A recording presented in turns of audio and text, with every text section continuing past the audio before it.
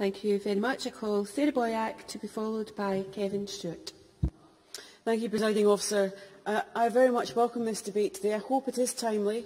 I know that we are getting close to an announcement on the location of the Green Investment Bank, so I hope the fact that we are able to rehearse, I think for the third time, the arguments in favour of the Green Investment Bank coming to Edinburgh, I hope that is helpful in the wider discussions. I was very enthusiastic when the proposal for a Green Investment Bank was suggested by Alistair Darling in the 2010 budget.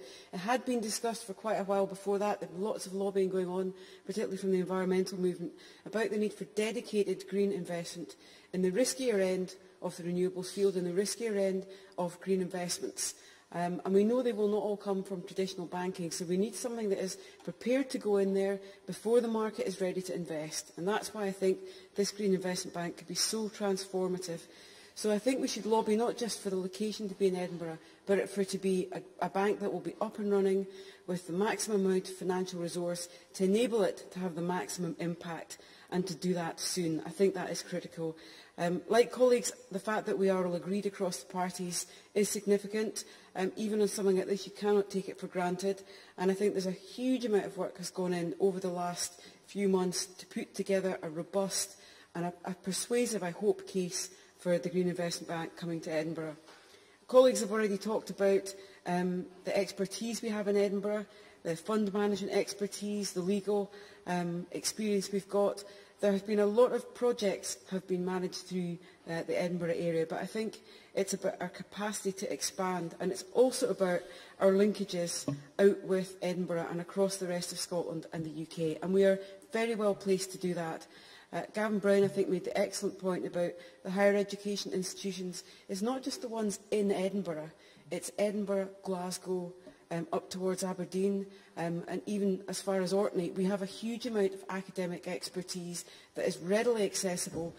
The challenge is to turn the academic expertise into business development. But we have the ideas and there is connectivity. And I think one of the things we particularly bring to this debate is the integrated approach we have in Scotland to all sorts of these topics.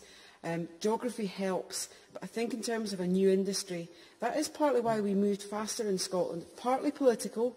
I think the first target we set of 18% of our electricity coming from renewables by 2010 was groundbreaking at the time, and we have moved hugely over the last 12 years of this Parliament. But the challenge is actually to go a lot further. I wouldn't be complacent because colleagues have talked about renewables in other parts of the UK. There is actually huge ambition down the North East Coast, down in Cornwall, to match what we are doing and to exceed it.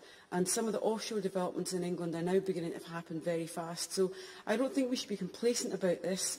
We know it's an automatically sensible decision to bring the bank to Scotland, but I do think we have to make a hard case. And for me, it's about getting to the next stage on all of these industries. We have made a huge amount of progress over the last decade, but it is about getting to the difficult stuff, to look at the issues about local CHP schemes, local community schemes. We are terrible at doing them in Britain. We've got one or two examples. Aberdeen is probably our best example in Scotland, where we've got a network, and that required local political buy-in, drive by the council and buy-in by local firms. We don't have that in our other cities in Scotland. Other European countries would do that much more as standard. So I think RSPB's comment about making sure that we argue for the range of investment and that we look, I think unlocking the problem of finance at the community city scale is actually critical to get right.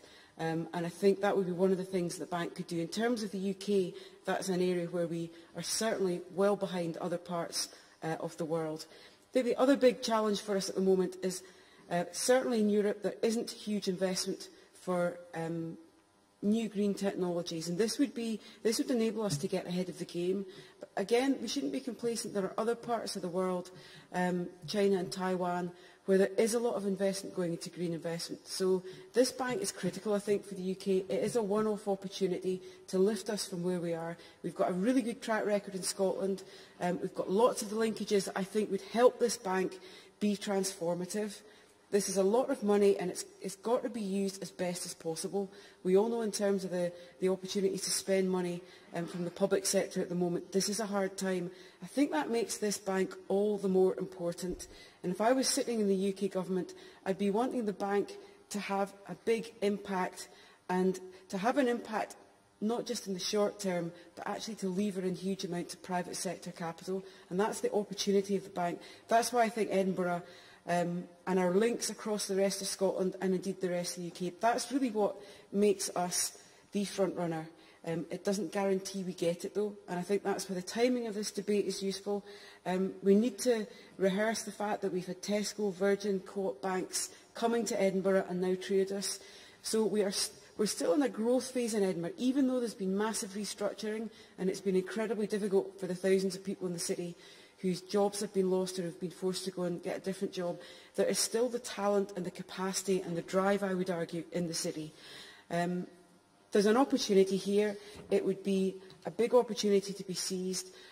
I think one of the arguments we need to make is the proximity in Edinburgh would actually have a transformative impact on our mainstream banking as well, because we've got UK banks based in Edinburgh, still with significant capacity to make decisions, and that would have an impact not just in the Edinburgh end of the banks, but I believe also in London, where those banks are talking to each other all the time. It's not just about physical location, I think it's about the connectivity of people being able to pick up the phone and being able to make the connections that are so important in terms of business. So there's opportunities here. The timing is good for us.